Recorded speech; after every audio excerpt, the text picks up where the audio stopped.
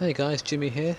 Just bringing you the replay from my most recent race at Daytona. This time we're in the GT Challenge Series, which is made up of the Corvette and McLaren and the Ford GT, which I'm driving here. And it's a 45-minute race, so longer than the races than we usually do. I didn't record this at the time because it was about 6 a.m. as per usual my race at the moment. But well, before I bring you the interesting parts of this replay, probably the most frustrating yet rewarding race I've raced for a long time. We start fourth in class out of 7, and like I said, it's a 45-minute race, so we weren't too eager to get past in the first corner, just kind of letting it go. For now, in practice, I was pretty quick, running 147s, 147.7, that kind of time, which was I was pretty happy with, considering that I was in the 149s before, so a bit of an improvement made there. Um, so at the moment we're behind the number 3 car. He was my main competitor for most of this race. For this corner coming up, there's a yellow flag on the left and a car had gone off, so I slowed down. Unfortunately the guy behind me didn't see me, and the first instance of the race took hold, which spun me round. Obviously my safety rating has died a bit recently, so I was a bit annoyed with this.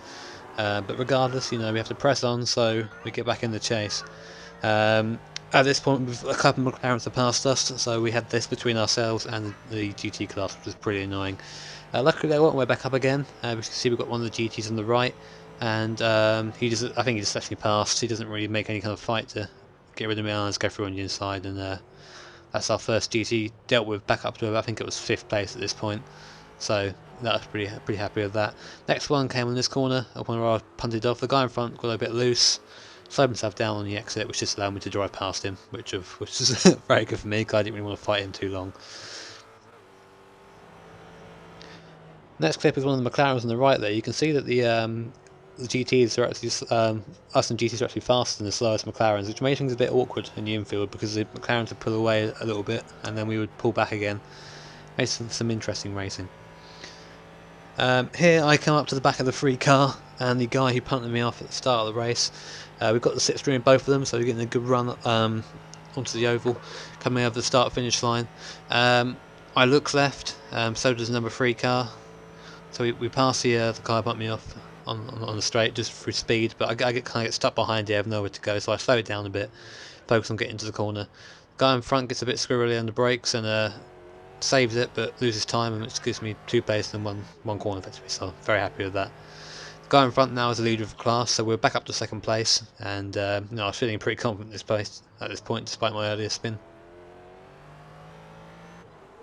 Here with the blimp view, if you look at the yellow car just ahead of us here, you see he gets a bit loose coming out the tight left-hander there, tight right-hander, sorry, and just allows me and the 3 car to get past him. So at this point, in the lead with about 30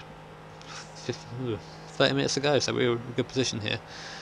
This is the McLaren, another McLaren. He had been holding me up for a couple of laps actually, and I'd asked him to please let me through because I wasn't racing him for position, apart from overall position, and I was leading my class and he was slowing me down. So unfortunately he didn't really comply, so I just thought, okay, well, I'll get past you on the straight then. Get into a slipstream. The Ford GT isn't much faster than the McLaren in a straight line, but we deal with it. Getting up behind him here, we do get a bit of an advantage, so I show my intentions early. I go inside, we get alongside him here, and we actually get in front of him for this corner, and I brake where I normally brake for the corner. Unfortunately McLaren didn't like that and decided to not brake and took me out. So I was pretty angry at this point, as you can probably imagine, being spun twice and losing the lead. So yeah, I was fuming at this point, which is quite bad for the race. But you see here the guy behind me, number 3 car, brakes a lot earlier than the McLaren, and the McLaren at that kind of speed wouldn't have made the corner anyway if I hadn't been there to slow him down, which is pretty sad, I think. Regardless, the car's okay, kind of. See, there's a bit of tyre wear now because where I went off, but we keep going. The McLaren on the left one that hit me, which is slowed down because of damage, and we get back in the chase. I think we're back in now fifth place in class, so pretty demoralising, but it was a pretty long race, so I didn't think about giving up just yet. I managed to catch up again with the guy who took me out on the first corner. I think it's a 19 car, I forget his number. We get a good run on the straight again. The draft here very strong, and we go up the inside and just outbrake him into turn 1 and pass complete. You can see the back of my car looking a bit worse for wear there. That's what happens when you get punted off twice. Also here the number 7 McLaren spinning out. It was a bit hectic at the time because I just overtaken and the McLaren on the right, but luckily the McLaren on the right lifted out and let us past. Here I catch up the free car again on a straight. You can see here the speed difference you get in the slipstream here. We get alongside him and it's a pretty standard path really. A lot more speed than he did at this point. Looking back, obviously you can see that he came back round to the inside line. I brake later than he does, but he brakes a lot harder than I do. As a result, he tries to get on the power a bit early and the back just doesn't want to comply and he spins, nearly touches the wall. Didn't lose too much time there, but it was enough for me to get away. From that point really, it was a pretty straightforward race. I pulled away gradually and caught about 16-second gap.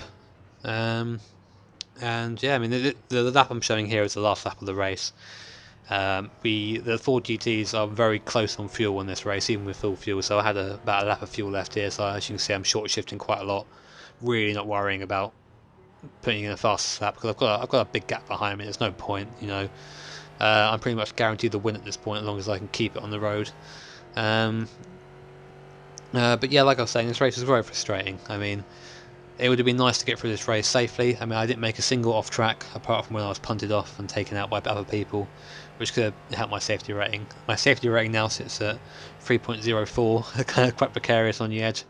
Don't want to be dropping down any lower than that, 'cause I still do want my A license, so I probably won't race anymore now. I have significant practice.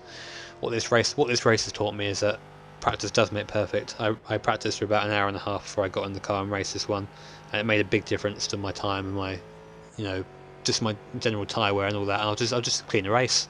You know, it was a lot more fun being able to drive the car at that pace consistently, and it was quite a nice feeling pulling back the people after being hit off a couple of times. But coming across the line now for my first win in the GT Challenge Series, first win in a long time, and I was very happy. Thanks for watching guys, and I'll see you next time.